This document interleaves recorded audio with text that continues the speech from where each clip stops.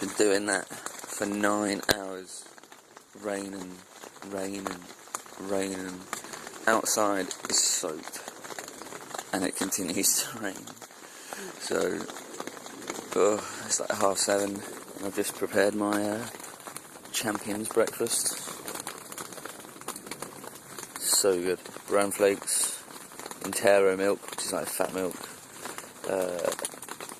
yogurt with the sugar already in, and banana. And I'm going to eat that.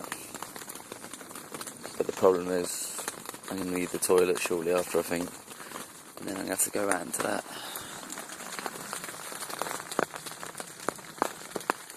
And that's a bit depressing.